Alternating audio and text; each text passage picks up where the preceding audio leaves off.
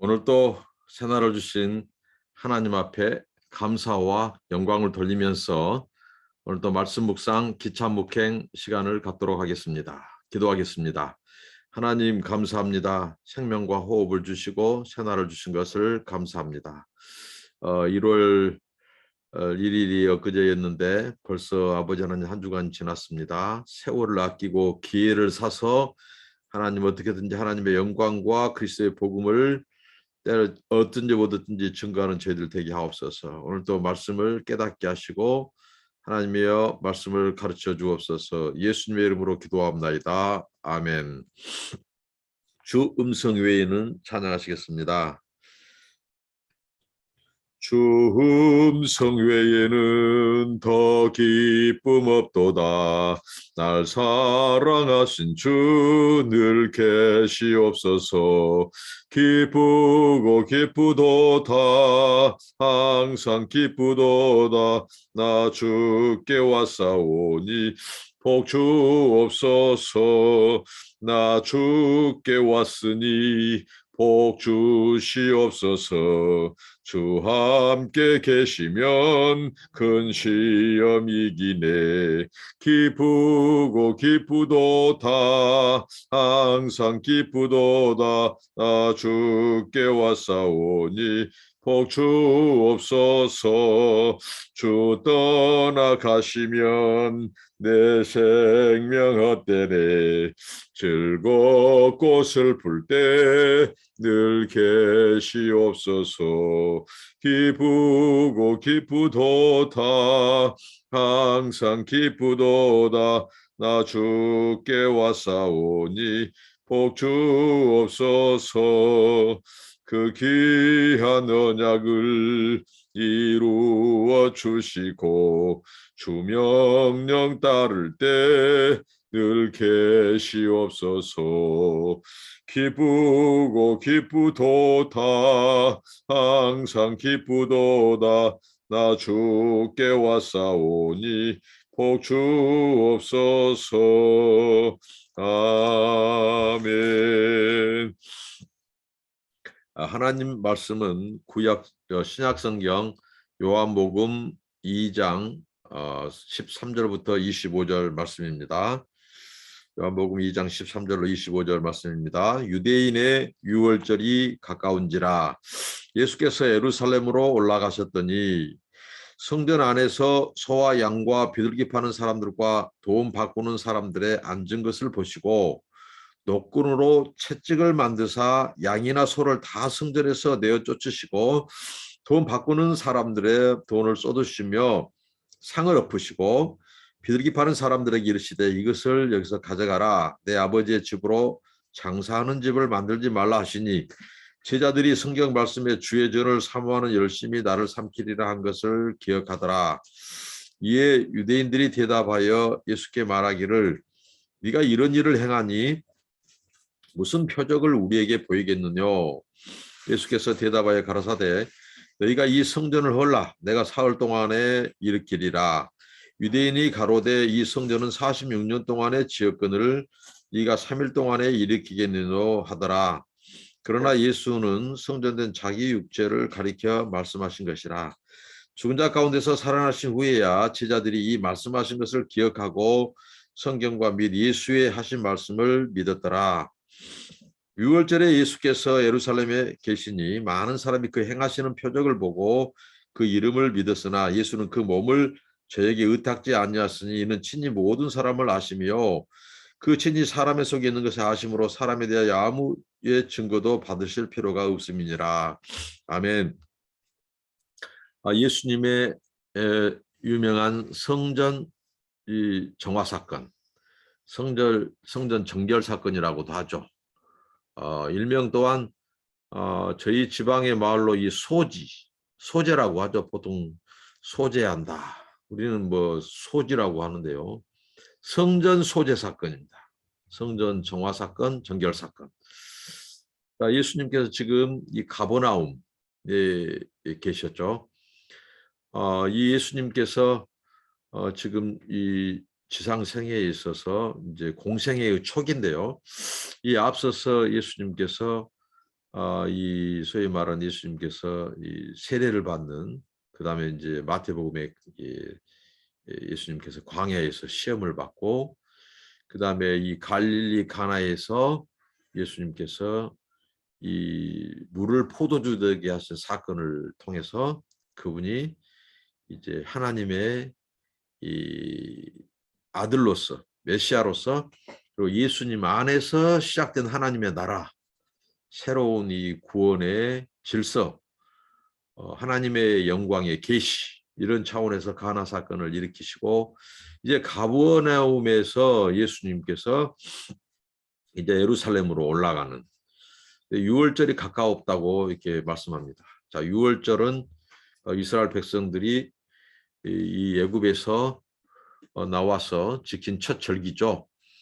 이 유월절을 하나님께서 대대로 지키도록 하셨습니다. 유월절은 매우 유대인들의 이 삶의 중심, 그 성장과 함께 매우 중요한 절기가 바로 유월절이에요. 이 유월절에 예수님께서 예루살렘으로 올라가셨어요. 근데 그 예루살렘에 이제 올라갔을 때 그곳에 이제 성전이 있단 말이죠. 성전이 있는데 오늘 이제 그 성전은 우리가 보통 헤롯 성전으로 보는 것입니다.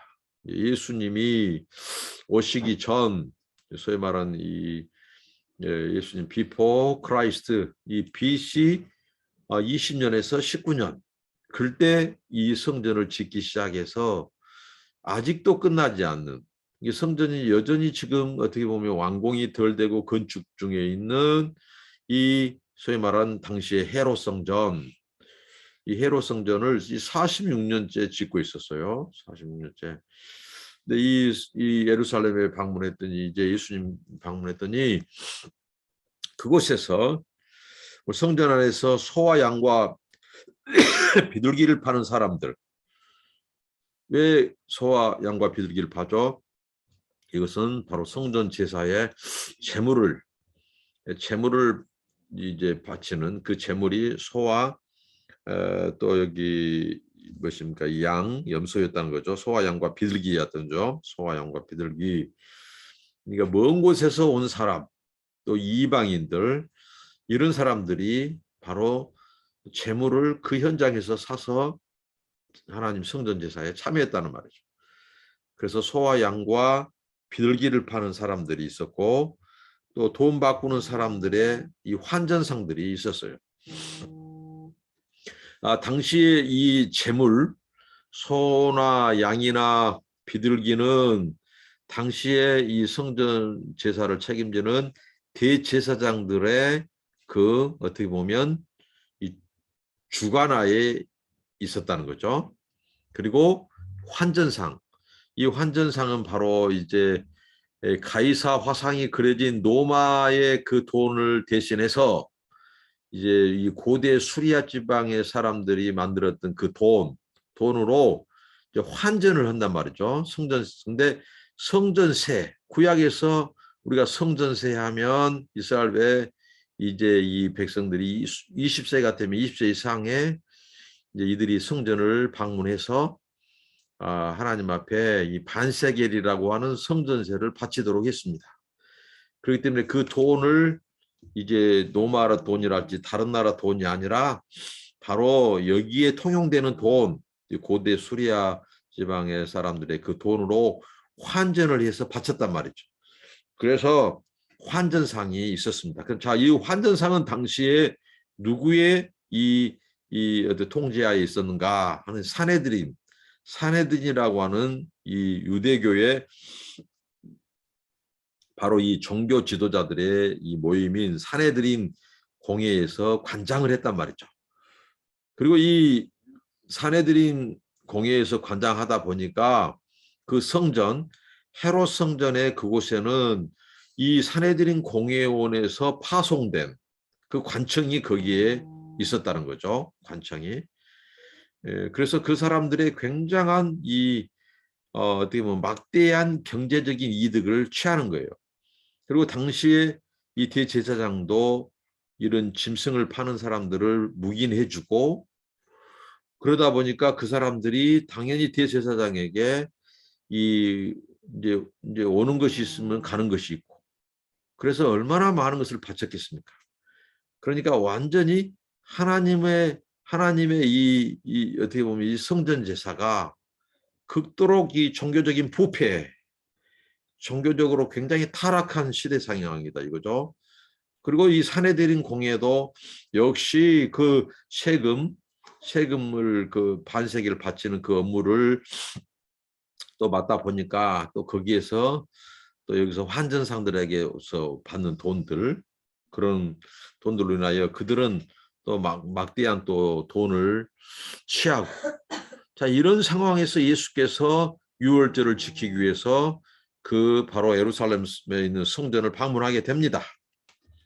방문해서 예수님께서 오늘 여기 보면 노끈으로 채찍을 만드셔서 거기 안에 있는 성전 안에 들어와 있는 이제 바로 이제 성전에서 내어 쫓으시고, 근데 이제 이게 이제 다른 공과복음에서는 이 부분이 이제 소위 말하는 이제 이방인의 뜰, 그러니까 헤롯 성전이 딱 있다. 그럼 거기에서 헤롯 성전에서 이 헤롯 성전이 본 성전이 있겠고, 좌우에는 이 축구장 몇 배나 되는 크기의 이 굉장히 큰 이방인의 뜰이 있단 말이죠. 그래서 이제 이 이방인의 뜰을 예수님께서는 이제 소위 말한 광도의 굴렬로 만들었다. 그리고 이방인들이 와서 마지막 때 종말 시대 때 이사야 선지자가 말했던, 하나님께서는 이제 이 하나님의 유대 백성만이 아니라 이방인들도 하나님의 성전 제사에 참여하는 그 예언대로 이제 그들도 이제 이방인들도 하나님의 제사에 성전 제사에 참여해요. 그런데 바로 이들이 정말 유대인들은 물론이거니와 이방인들까지도 참여하는 이 거룩한 하나님의 성전 제사를 더럽히고 그것을 광도의 굴렬로, 다른 공간복음에서는 그렇게 표현하고, 여기는 장사치들의 소굴로 만들었다는 거죠.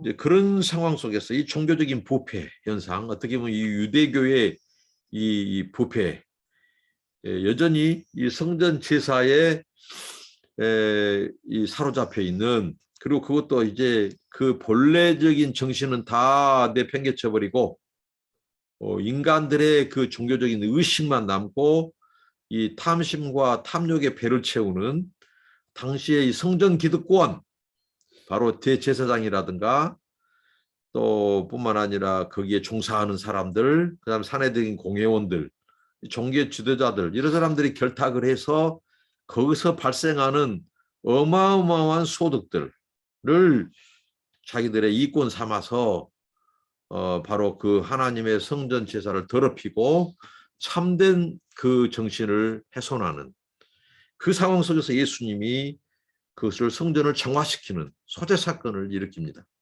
노끈으로 채찍을 만들어서 양과 소나 이런 것들을 성전에서 다 내어 쫓으셔요. 그리고 돈 바꾸는 사람들의 돈을 다 쏟아버렸단 말이죠. 상을 엎으셨어요. 그럴 때 어떻게 했습니까? 그 동전이 굴러다니고 또 그 돈을 내 돈 하고 그것을 막 주우려고 담으려고 하는 이 환전상들, 그리고 이 노끈으로 채찍을 만들어서 내 이 양과 소를 내쫓으니까 그것들이 이제 막 거기서 울면서 밖으로 나가고 이방인의 뜰로 나가고 이럴 때 소란들이 일어났겠죠. 이런 상황이 연출된 겁니다. 예수님께서 자, 그리고 비둘기 파는 사람들에게 너희들이 지금 여기 가지고 와 있는 이 너희들의 이 세 장, 비둘기 장, 이 세 장을 가지고 가라. 내 아버지의 집으로 장사하는 집을 만들지 말라고 예수님께서 꾸짖습니다. 자, 예수님은 겸손과 온유의 상징 아닙니까? 그분은 긍휼이 많으신 분이고 정말 온유하고 겸손하신 분이 채찍을 만들어서 이 상을 엎으시고 이 짐승들을 쫓아내고 그들을 꾸짖고 하는 이 예수님의 이 거룩한 분노. 자, 우리가 이것은 또한 우리가 예수님을 본받아야 할 부분이죠. 오늘 우리에게 거룩한 분노가 필요하단 말입니다. 그러니까 이 겸손과 온유함이 결국은 우리가 왜곡시켜서는 안 돼요. 겸손과 온유함은요, 거룩한 분노를 낼 때 내는 것까지가 겸손과 온유함이에요. 근데 우리는 은혜와 겸손과 온유를 너무 성경적인 용어를 자기들이 원하는 대로 입맛대로 쓴다는 거예요. 겸손과 온유한다고 해서 분을 안 냅니까? 거룩한 분노는 예수님이 내는 거예요. 거룩한 분 왜 냅니까? 하나님의 영광을 짓밟는 행위들, 하나님께 예배하고 제사할 그 성전을 강도의 구렬, 소굴, 또 장사치들의 이 어떻게 보면 소굴로 만든 그것에 대해서 가만히 있는 것이 겸손하지 않는 거예요. 온유하지 않는 것입니다. 그럴 때에는 거룩한 분으로 표출되는 것이 진정한 겸손과 온유란 말이에요. 온유. 하나님의 겸손을 하면 나도 겸손하고, 하나님이 분을 내시면 낼 때는 나도 그 일에 대해서 분을 낼 수 있는 것이 진정한 신의 성품, 겸손과 온유란 말이에요. 근데 죄를 두고도, 이것은 죄임에도 불구하고 하나님의 거룩을 깨고 하나님의 의를 훼손하는 거예요. 하나님의 영광을 짓밟는 행위 앞에 분노를 내지 못한다. 그게 겸손과 온유가 아니에요. 그것은 악에 동조하는 것이고, 그건 악의 세력을 인정하는 거예요. 그것은 결코 겸손과 온유도 아닙니다. 그리고 사람들이 은혜를 잘못 도용해요. 은혜를 오용합니다. 은혜는 뭐예요? 은혜가 임하면 죄를 깨닫지 못하는데 죄를 깨닫게 하는 그 은혜예요. 그리고 오늘 이 예수님의 성전 소재 사건처럼 하나님의 은혜가 임하고 은혜가 있는 사람은 어떻게 해요? 예수님이 분노한 것처럼 우리들도 그런 상황에서는 분노를 내야 돼요. 거룩한 분노가 필요합니다. 그게 진정으로 은혜 받는 사람들의 특징이에요. 근데 은혜 받았으니 무조건 덮어준다? 모른 척 하자? 이게 은혜가 아닙니다. 그것은 은혜를 대적하는 행위예요. 은혜를 깨는 행위란 말이에요. 오늘날 이 목사 세계, 선교사들의 세계에서도 정말 안타까운 사건들이 있습니다. 얼마나 많은 이 싸우고 분열을 일으키고 말이죠. 자기 인간들의 탐심을 위해서 거룩한 공동체도 깨요. 임의대로 깨. 그러면서도 이거 하나님의 뜻이라고 하고요. 이거 말이 됩니까? 하나님의 공동체를 깨놓고 그게 하나님의 뜻이고, 그게 뭐 진정한 뭐 더 큰 뭐 기도 운동이니 뭐 연합을 위해서 하는 뭐 정당한 일로 그것을 간주하는데, 그것은 죄예요, 죄. 그리스도의 몸을 깨고 하나됨을 깨는 것은 죄란 말이에요. 불의와 불법이란 말이에요. 그것도 자기들의 탐욕적인 욕심을 가지고 못된 행동을 한 것을 숨기기 위해서 그렇게 분열한 행위들, 이를테면 우리 선교사 사이에서 이런 일이 아주 부끄럽고 안타까운 일이 있단 말입니다. 자, 여기에 대해서 이건 죄다, 불이다, 이거 회개해야 된다, 너희들 하나님 두렵지도 않냐, 이게 말하는 것이 은혜 받는 사람이라는 거예요. 그런데 아이고 뭐야, 그거 덮는 거지, 뭐 이거 다 뭐 다른 목적이 있는데, 그 다른 목적 있는 자체가 하나님의 은혜를 대적하는 행위예요. 뭐 인간의 그 목적, 탐욕적인 거, 세속적인 거, 야망, 욕망, 탐심, 그게 바로 죄란 말이에요. 그것을 지적하고 이건 아니라고 해야 그게 은혜 받는 사람들의 진정한 모습이라는 거예요. 그것을 덮고 그것을 합리화하고 정당화하려고 하는 것은 하나님의 은혜를 거꾸로 바른 것입니다. 하나님의 은혜를 대적하는 행위예요. 하나님의 은혜를 발로 차는 행위. 그 은혜가 아닙니다. 그것은 악에 동조하는 것이고 함께 망하는 짓들이고 하나님 망하는 행동이란 말이에요. 오늘 예수님의 거룩한 분노가 진정으로 필요한 시대입니다. 정말 거룩한 분노가 필요해요. 정말 요즘 세대는요, 저는 이 세대의 특징, 한국교회의 이 세속화된 특징을 한마디로 저는 제 나름대로 정의합니다. 죄를 죄로 여기지 않는 시대가 되어버렸어요. 여러분, 죄는 죄입니다. 또 예수님이 뭐 때문에 죽었어요? 뭐 때문에 오셨어요? 죄 때문입니다. 죄를 가볍게 보서는 안 된다는 거예요. 작은 죄도 애통해하고 통에 자복하고 가슴을 찢고 이 마음이 불편하는 것이 진정으로 하나님의 구속받은 사람들의 특징이고 은혜 받은 사람들의 모습이에요.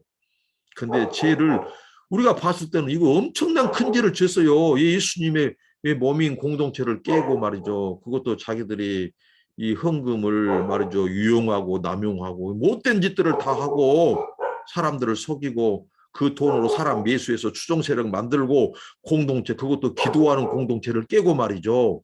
자기들의 이 세력을 형성해서 그 못된 짓을 해놓은 엄청난 큰 죄예요. 근데 그것을 죄가 아니라고 생각한다니까요. 죄를 죄로 여기지도 않아요. 그게 바로 화인 맞은 양심입니다. 불도장 맞은 거예요. 이미 살이 문드러졌어요. 그 마음의 살이 문드러진 거예요. 그래서 죄를 죄로 여기지 않아요. 이런 안타까운 일이 오늘 비일비재합니다. 한국 교회도 그렇고 노예, 총회, 뭐 선교사 사회도 예가 아니에요. 죄를 죄로 여겨야 그게 하나님의 은혜가 임한 공동체 아닙니까? 하나님의 거룩한 임재와 통치가 있는 곳 아닙니까? 죄를 죄로 여기지 않는 곳이 무슨 하나님의 임재가 있습니까? 그곳에. 하나님은 거룩하신 하나님이에요. 하나님은 거룩한 곳의 임재예요. 우리 신자들이, 우리 목사, 선교사들이 하나님의 거룩을 깨버리면 그것은 강도의 속을 되는 거예요. 오늘 예수님처럼, 예수님의 성전 사건처럼 그렇게 되는 거예요. 그것은 장사치들의 속으로 돼요. 몇몇 목사들과 선교사들의 그 정치적인 이 소위 말한 소위 말한 세력 확장 장소가 되는 것이고, 그 사람들은 다 거기에 이 소위 말한 집단 체면에 걸리고 동원되는 거예요. 집단 그루밍 당한 거죠. 그러면서 함께 망하는 길로 끌어들인 거예요. 이럴 때 분별력이 필요하고 판단력이 필요한 겁니다. 자, 예수님의 성전 정화 사건. 자, 이것은 무엇을 말하는 것일까? 자, 요한복음의 모든 사건들은 예수님께서 이 표적으로, 예수님은 지금 이 성전 정화 사건을 통해서, 구약에서의 성전을 정화하는 것은 곧 성전 제사를 개혁하는 겁니다. 성전 제사의 참된 의미를 회복하고 복원하는 거예요. 누가요? 메시아가 하는 일입니다. 메시아가 마지막 시대에 성전을 개혁하는 거예요. 그것은 곧 메시아로, 예수님께서 지금 이 사건을, 이 행동을 하는 것은 예수님께서 이 마지막 시대, 종말 시대에 종말을 가지고 온 하나님의 나라, 하나님의 메시아로서, 하나님의 아들로서, 메시아로서. 자, 예수님이 이 집, 내 아버지의 집이라고 하는 거예요. 내 아버지의 집, 그는 하나님의 아들이라는 거예요. 예수님의 이 자기 이해입니다. 예수님은 자기를 어떻게 이해했냐면 하나님의 아들, 내 아버지의 집으로 성전을 해석을 해요. 그러니까 무엇입니까? 예수님은 하나님의 아들로, 메시아로 오셨다는 거예요. 그러니까 그가 지금 하는 행동은 어떤 행동이라고요? 메시아로서, 하나님의 아들로서 구약이 예언한 그 마지막 종말 시대의 성전을 정화하는 메시아적인 행위를 하는 거예요. 이 메시아닉 액티비티를 하는 거예요. 이 액션을 하는 것입니다. 자, 가나안 혼인잔치는 메시아적인, 바로 하나님의 나라의 왕으로서, 메시아로서의 그 자기 안에서 하나님의 나라가 이미 임했다. 내 안에서 하나님의 나라가 임했고 펼쳐지고 있다. 이것을 드라마틱하게 보여준 것이라면 성전 사건은 아주 액션적으로, 액티비티하게 보여주는 거예요. 무엇이라고요? 내가 마지막 시대 성전을 정화하는 메시아로서, 하나님의 아들로서 내가 성전을 정화하는 거예요. 이 사건을 예수님이 보여주시는 겁니다. 사도 요한은 이 관점에서 이 요한복음을 기록하고 있는 것입니다. 그리고 오늘 이렇게 했을 때 이제 유대인들이 여기 등장을 합니다. 자, 이제 이렇게 할 때 이제 내 아버지의 집을, 장사하는 집을 만들지 말라 한 게, 제자들이 성경 말씀에 이제 시편 69편 9절을 인용을 해서 제자들이 이것을 여기서, 제자들이 주의 전을 사모하는 열심히 나를 삼키리라 한 것을 기억하더라. 자, 구약 성경을 그들이 기억해요. 제자들이 예수님의 성전 소재 사건을 가지고 이런 일을 눈앞에 펼쳐진 장면을 보고 시편 69편 9절에 이렇게 기록되어 있단 말이죠. 주의 집을 유유하는 열성이 나를 삼키고 주를 비방하는 비방이 내게 미쳤나이다. 그러니까 주의 전을 사모하는 열심이 나를 삼키리라 한 것을 기억하더라. 그러니까 이 유대교, 이 이스라엘 백성들의 그 열심, 그들은 곧 이게 바로 이제 성전주의죠. 성전주의. 성전 절대주의, 성전 지상주의, 성전주의라고 하는 그 소위 말하는 유대교의 어떻게 보면 잘못된 신앙이죠. 그러니까 그들의 열심이 오히려 성전을 삼켜버린, 성전 제사도 삼켜버리고 하나님도 삼켜버린. 성전은 어디까지 하나님의 임재의 장소, 임재의 상징이죠. 그런데 그들은 바로 이제 성전, 그 건물 자체가 신성시되고 건물 자체가 곧 이제 하나님으로, 하나님의 임재로 이렇게 알았다는 거예요. 건물 자체가 신성시되는 거예요. 그 우상시되는 거죠. 그래서 성전만 있으면 안 망할 것 같고 성전만 있으면 구원받은 것으로 알고 그들의 이 종교적인 열심, 그러니까 어떤 행위가 나올까요? 어떤 행위가 바로 성전을 통해서 하나님이 그 백성을 만나는 그 참된 그 의미들은 다 없어져 버리고 그들이 이제 종교적인 의식, 행위만, 하나의 외식과 유서만 남는 거예요. 그래서 이런 성전을 장사치들의 속을 강도들의 이 굴열로 만드는 것입니다. 그래서 예수님께서 이런 상을 엎으시고 짐승들을 다 쫓아내시고 환전상들을 다 밖으로 쫓아내시는 거예요. 상을 엎으시고, 자, 그런 거예요. 성전 소재 사건. 이게 공생의 초기 때 일어났던 일이에요. 예수님의. 이것을 보여주면서 예수님이 지금 메시아, 하나님의 아들로서 이 모든 행위를 하는데, 자, 예수님이 이 땅에 왜 오셨는가? 예수님은 무슨 일을 행하러 오셨는가? 그 메시아는 어떤 일을 이 지상생에서 하시는가를 보여주는 거예요. 그러니까 이 모든 행위가 하나님의 아들로서 진정한 이제 성전 제사가 종언을 고하는 시점에 왔는 거예요. 그래서 이제 예수님이 자기 몸 안에 있는 성전 얘기를 하는 겁니다. 자, 이 성전이 46년 동안 헤롯 성전을 헤롯이 짓도록 하는 거예요. 유대인들의 환심을 사기 위해서. 그런데 예수님께서 뜬금없이 이 성전을 헐어라. 자, 왜 예수님이 성전을 헐어랄까요? 예수님께서 이제 성전 소재 사건을 하니까 유대인들이 이제 네발 해가지고 예수님께 나가와요. 근데 이 유대인들은 바로 성전 제사를 지내려고 줄 서 있는 유대인이 아니라 바로 이 사내들인 공회원들. 그러니까 이 성전세를 타격을 입히는 거예요. 예수님이 다 쫓아내버리니까 당장 자기들의 이 소위 말하는 이 목구멍에 들어올 이 수입, 경제적인 이런 것에 막대한 손실을 입힌 이 예수의 행위가 아주 못마땅해요. 그래서 이들이 바로 그 관청에 파견되어 있는 그 헤롯 성전의 그 부속 건물에서 뛰쳐나와요. 뛰쳐나와서 예수께 가는 거예요. 그렇게 해서 그 유대인이라고 한 표현 여깁니다. 그들이 이렇게요.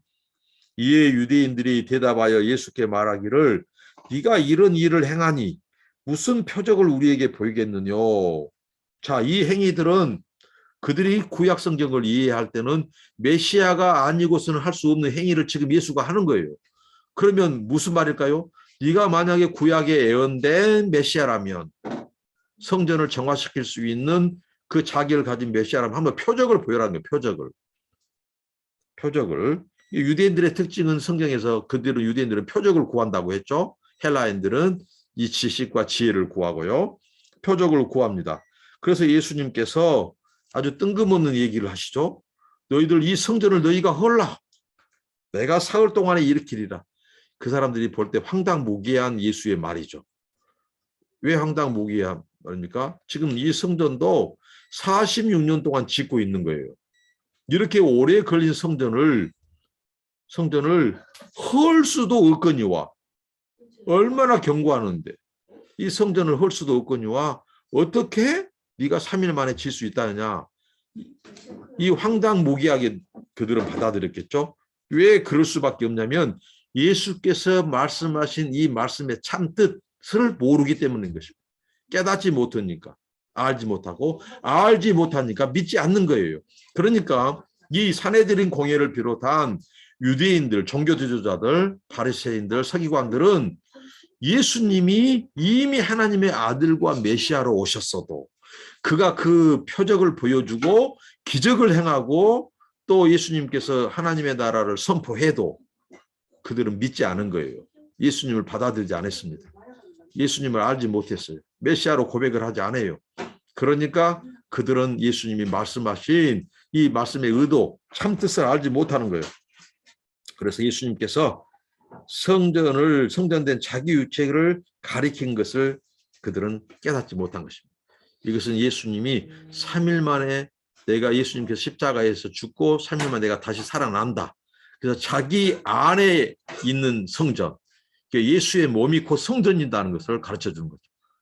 그러니까 이것이야말로 이제 새로운 시대, 새로운 구원이 바로 예수 그리스도 안에서, 그 몸 안에서 새로운 시대가, 새로운 나라, 하나님의 나라가, 그 구원이 임하고, 그 구원이, 이 구원을 통해서 이 새 백성, 새 창조의 역사가 일어나고, 또 이 새 성전, 이제 구약에서 제물 바치는, 짐승을 바치는 형태의 그런 속죄, 그런 제사가 아니라 바로 예수 안에 있는 성전을 통하여 우리가 하나님 앞에 직접 은혜의 보좌로 나아가는 그 구속, 그 구원의 길을 이루러 오신 메시아다.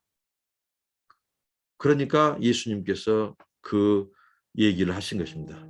자기 안에 이루어진 성전, 또 예수님이 자신 있고 성전이고, 그 예수님이 3일 만에 그것은 곧 예수님께서 그 대속의 십자가의 죽음, 그다음에 부활의 사건을 염두하고 예수님께서 하신 말씀이에요. 제자들은 이제 이 말씀이 긴가민가 했는데, 사도 요한은 그 제자들이 이것의 진정한 의미를 깨달았던 시점이 언젠가, 바로 예수님이 십자가에 죽으시고 3일 만에 부활하신 사건을 통해서 예수님께서 공생의 초기에 얘기하셨던 그 말씀이 바로 이 말씀이었구나 하고 깨달았다는 거예요. 그 다음에 23절로 25절에 보면은 이제 이 6월절에 이제 예수께서 예루살렘에 머무시면서 이제 우리가 알지 못하는, 여기 성경에 기록되지 않는 표적들도 행했다고 말씀합니다. 그걸 유대인들이 봐요. 거기에 오는 이방인들도. 그래서 사람들이 이 6월절에 그 예수님의 표적을 보고 그들이 믿었어요. 그 이름을 믿었어요. 근데 예수님께서 24절, 25절의 말씀에 의하면 예수님께서, 이게 사도 요한이 말한 것은 예수님의 이제 전지성을 말해요. 전지성. 예수님이 거기 참석한 사람들의 모든 사람들을 친히 아신다는 거예요. 그들의 생각에, 속에 있는 마음의 생각까지도. 우리는 이것을 나다나엘이 무화과나무 아래에서 있었을 때 이미 예수님은 그를 보셨고, 그가 어떤 삶을 살고 있고 누구인지를 예수님은 이름까지도, 그 삶의 모든 것을 마치 비디오를 꺼내서 보듯이 예수님이 말씀하시잖아요. 이거 뭘까요? 예수님은 바로, 이 예수님은 이 세상이 생기기 전부터 계신 이 그리스도의 선제, 그리고 예수님의 신성, 그리고 모든 것을 아는 이 전지성을 얘기하는 거예요. 예수님이 하나님의 아들로 오셨고 메시아로 오셨지만 이분 안에는 완전한 신성이 있고 전지하신 하나님, 전능하신 능력이 있다. 이것을 지금 사도 요한이 말해주고 있습니다. 그래서 예수님께서 그 전지성을 가지고 그 예루살렘에서 바로 6월절을 지키고 보내면서 표적을 행했을 때, 이 성전 소재 사건을 비롯해서 다른 표적을 행했을 때 사람들이 예수의 이름을 믿었다고 나오는데, 예수님이 하신 말씀은 그들이 진심으로 예수님을 믿지는 않았다는 거죠. 그들은 표적을 믿었어요. 표적을. 그러니까 이 표적을 구하는 이 행동, 표적을 구하는 것은 한계입니다. 한계. 그것은 온전한 믿음으로 우리를 이끌지 못해요. 오늘 제자들이 말씀을 깨닫는 것도 결국은 뭐예요? 성경 구약의 말씀이었습니다. 시편 69편 9절. 그들의 이 종교적인 열심이 주를 삼키고 성전을 삼켜버린 거예요. 네? 그것을 제자들이 그 말씀을 인용하고 깨달아서 예수님의 소재 사건을 이해했던 거예요. 그리고 오늘 이 예수님이 부활을 함으로써 비로소 성전을 너희들이 헐면 3일 만에 짓겠다고 하는 것이 예수님 당신의 이 몸이 성전이고 그 몸 안에서 이루어질 새로운 구원 질서, 새로운 성전 제사를, 새로운 진정한 이 예배를 예수 안에서 이제 성전 제사가 예배로 바뀌어지는 것을 이제 깨닫기 시작했다는 거예요. 결국은 우리에게 진정한 믿음을 제공하는 것은 하나님의 말씀입니다. 이것을 요한이 강조해요. 자, 가나 혼인잔치를 통해서는 그 믿음, 아무리 예수님이 하나님의 나라를 가지고 와서 우리에게 이 풍성한 것을 우리에게 펼쳐주셔도 믿음으로 그것을 수납하는 자, 믿음으로 받아들인 자들에게 그 천국은 임하는 거예요. 그런 것처럼 오늘 이 말씀도 말씀으로 확신하고 말씀으로 받아들이고 말씀을 믿고 하는 자들에게 바로 예수의 이 하나님의 아들 메시아로서 그리고 그분의 성전되고 또 성령 안에서 우리를 성전 삼으신 이런 모든 이 신비한 이 비밀들이 이해되고 비로소 우리가 진정으로 예수 그리스도를 통하여 하나님을 제사하는 신령과 성령으로 예배하게 되는 성령과 진리로 예배하는 예배자로서 살 수 있다고 하는 것을 사도 요한이 가르쳐주고 있습니다. 예수님은 아무의 증거도 받을 필요가 없다. 다 알기 때문에. 예수님은 우리가 사람들한테 모르면 물어보고 모르면 도와주라고 의지하고 그러잖아요. 근데 예수님은 그럴 필요가 없어. 그 예루살렘에 수많이 방문했던 그 유월절을 지키기 위로 어떤 그 모든 사람들의 마음을 다 알아버려요. 예수님께서. 그들의 삶까지도 다 안단 말이죠. 이게 어느 누구에게 의탁할 필요도 없고 예수님이 다 아셔요. 증거도 받을 필요가 없어요. 그러니까 무슨 말씀일까요? 그들이 예수님의 표적 때문에 믿는 것까지도 아신다는 거예요. 예수님께서. 그들이 진심으로 예수님을 믿지 않고 그들은 표적 때문에 그 표적을 믿지 진정으로 예수님을 메시아로 하나님의 아들로 또 구원자로 정말 하나님으로 믿지 않은 자들이 많았다는 거죠. 그것을 지금 사도 요한이 말씀을 통해서 밝히고 있습니다. 자, 오늘 말씀을 통해서 예수님이 자기 몸이 곧 성전이라는 것. 그리고 예수님은 바로 하나님이 주신 이 성전 그 제사의 근본 그 중심 그것은 다 버려버리고 이 형식화되고 유선화된 이 사람들의 장사치로 바꿔버린 이 성전 제사를 정화시켜서 바로 자기가 당신 안에서 이 마지막 시대에 성전을 회복하고 제사를 진정한 이 제사 이제 성전 제사 갖고 자기 몸 육체 안에서 하나님을 예배하는 성령과 진리로 예배하는 그 시대가 임했음을 말씀하시고 잘못된 이 유대주의 이 성전주의에 그것을 허물고 예수님 안에서 임한 하나님의 나라 그리고 하나님의 구원 그리고 그 구원받은 백성이 예수를 통해서 이제 하나님께 나아갈 수 있는 이 예수님 안에서 임한 성전 진정한 이 종말론적인 새 성전이 당신의 이 몸 안에서 육체 안에서 당신의 이 사역을 통해서 지금 이루어지고 있음을 보여주는 이것을 천명한 사건이 바로 성전 정화 사건이다는 것입니다. 자, 우리가 오늘 말씀을 통해서 이제 성전된 하나님의 영이 거하신 성전된 우리 몸을 더럽히는 것들 세상에 어떤 것들로 채우지 말고 죄와 탐심과 탐욕, 야망 오늘 보니까 숨은 동기까지도 예수님은 다 하신다고 그랬잖아요. 이 예루살렘 사람들이 표적을 보고 그 표적을 믿지만 그보다 더 중요한 것이 표적을 행한 메시아적인 행위를 하고 있는 하나님의 아들 그 메시아이신 그 예수 그리스도를 어떤 자로요? 하나님의 아들로 메시아로 하나님의 나라의 왕으로 성전을 깨끗게 하고 회복하시는 바로 마지막 시대에 바로 새 창조 새 백성을 창조하고 새로운 성전 종말론적인 제사 종말론적인 예배를 가져오는 종말론적인 성전을 회복하는 그 진정한 그 메시아로서 참된 구원자로 믿는 그 믿음 그분을 믿는 그 믿음이 중요하지 그분이 행한 기적 표적 이런 것은 아무 의미가 없다. 이것을 보여주고 있습니다. 오늘 이러한 믿음, 이러한 이 삶이 거룩한 분노 이것이 우리에게 있어야겠습니다. 기도하겠습니다. 하나님 감사합니다. 오늘 예수님께서 성전을 정화하는 이 사건을 통해서 예수님 안에 펼쳐지는 아버지 진정한 아버지 하나님, 하나님의 아들로서 메시아로서 새로운 이 종말론적인 성전을 예수님 몸 안에서 이루신 그 메시아로서의 신적 행위들, 아버지 하나님 그것을 통해서 우리의 삶을 돌아보게 하시니 감사합니다. 우리 안에 진정한 하나님이 임하시는 성전이 되게 하시고 우리 삶이 거룩하게 하시며, 아버지 하나님, 아버지 하나님 우리 몸과 영혼을 강도의 굴렬로 탐심덩어리로 채우지 않게 하시고 오직 하나님의 말씀과 믿음과 은혜로 채우게 하옵소서. 예수님 이름으로 기도합나이다. 아멘. 여러분 감사합니다.